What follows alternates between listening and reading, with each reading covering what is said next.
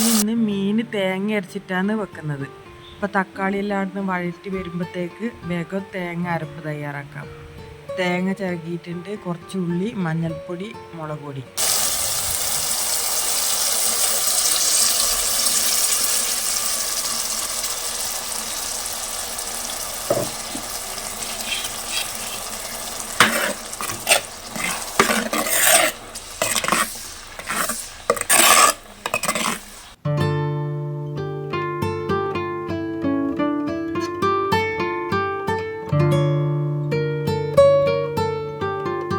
ഇനി പുളി നല്ലോണം ഒന്ന് തിളക്കട്ട്. പുളിയെല്ലാം ഇതിനകത്ത് അരപ്പിനകത്തേക്ക് ഇറങ്ങിയിട്ട് വേണം നമ്മൾ മീൻ മുറിച്ചിട്ട് കഴുകി ഇതിനകത്തേക്ക് ഇടാൻ. ഈ സമയത്തേക്ക് മീൻ മുറിച്ച് വരട്ടെ. ഞാൻ ചോറിന് അരി ഇട്ടിട്ടുണ്ട്. തിളച്ച് കുറച്ച് സമയമായി. ഇനി കുറച്ചും കൂടി വേവാനുണ്ട്. ഈ സമയത്തേക്ക് ഇനി മീൻ നന്നാക്കിയിട്ട് വരട്ടെ.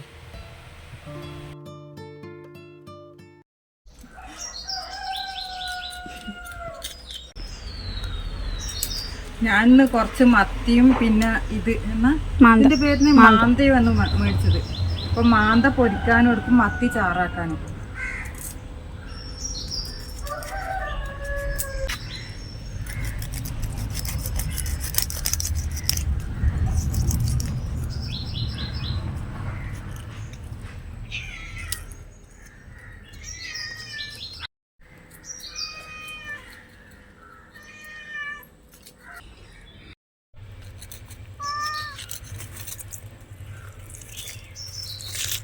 എനിക്കിത് പൊളിക്കാൻ ഭയങ്കര ഇഷ്ടമാണ്.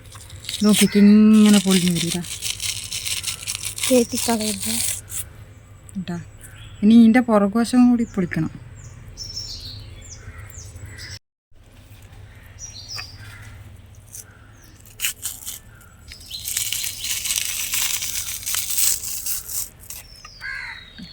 മാന്ത പൊരിക്കാം.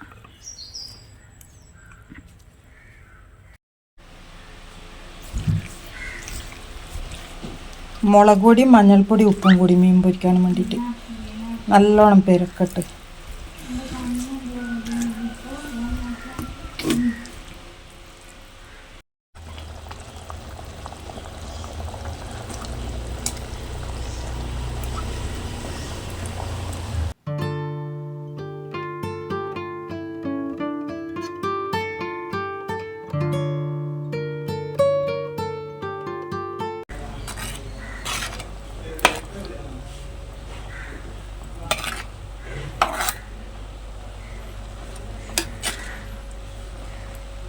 കുറച്ച് സമയം ഇവിടുന്ന് വേവട്ട് പൊത്തി വെച്ചിട്ട് വേവിക്കാം.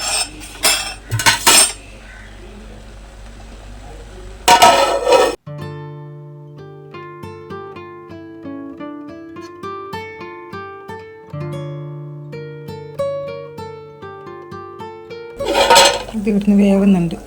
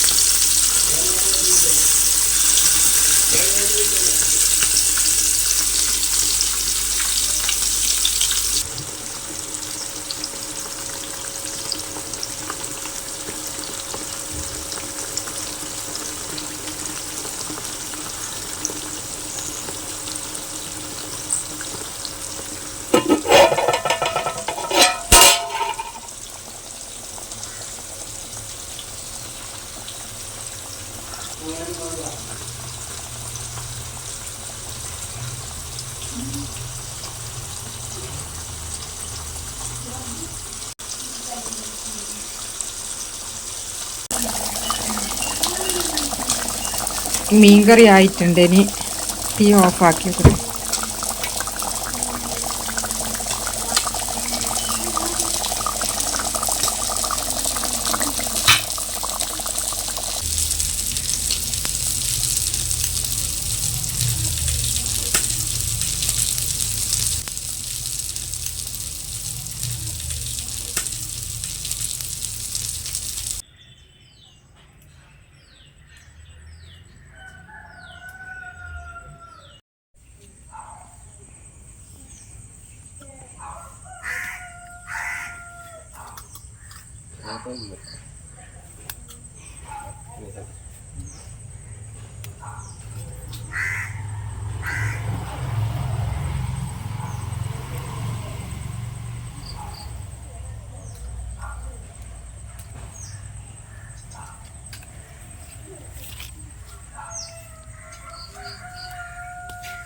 കാന്താരി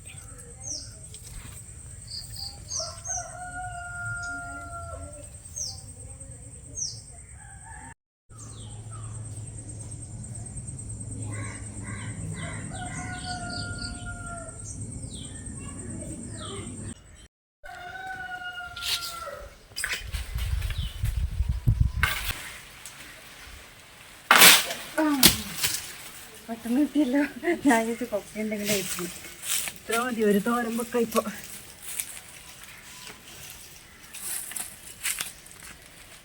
ചെറിയൊരു തോരന് വേണ്ടിയിട്ട് കൂമ്പ് തോരൻ വെക്കാൻ വേണ്ടിയിട്ട് തേങ്ങ ചിരകിയിട്ടുണ്ട്. കുറച്ച് ഉള്ളിയെടുത്ത് ജീരകം, കാന്താരി, മഞ്ഞൾപ്പൊടി. ഇനി ഇത് വേഗം കടുകെല്ലാം വറുത്തിട്ട് എണ്ണേനകത്തേക്ക് ഇട്ടിട്ട് തോരനാക്കി എടുക്കട്ടെ.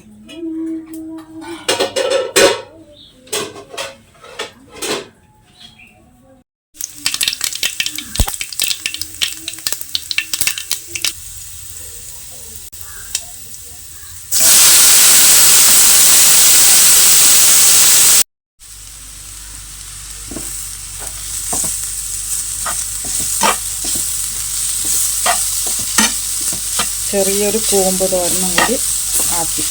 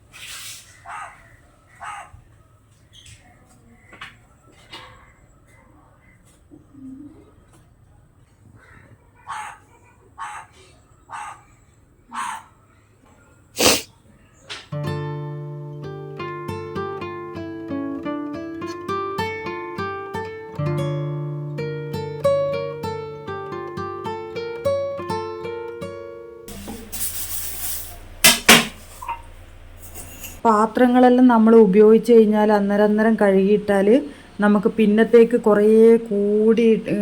കുറേ പാത്രങ്ങൾ കഴുകാനെല്ലാം കാണുമ്പോൾ എന്തോ പോലെ ഉണ്ട്.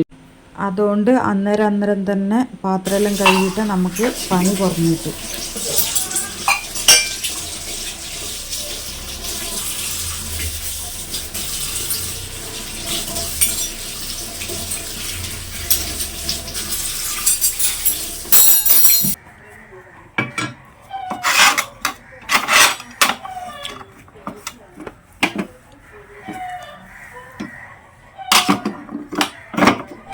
അടുക്കളയിലെ എല്ലാ പണിയും കഴിഞ്ഞു. അതിനുശേഷം ഗ്യാസെല്ലാം ഉപയോഗിച്ചതെല്ലാം വൃത്തിയാക്കി, പിന്നെ ഇവിടെ എല്ലാ സ്ഥലവും ക്ലീൻ ആക്കിയിട്ട് മാറ്റലാന്നേ.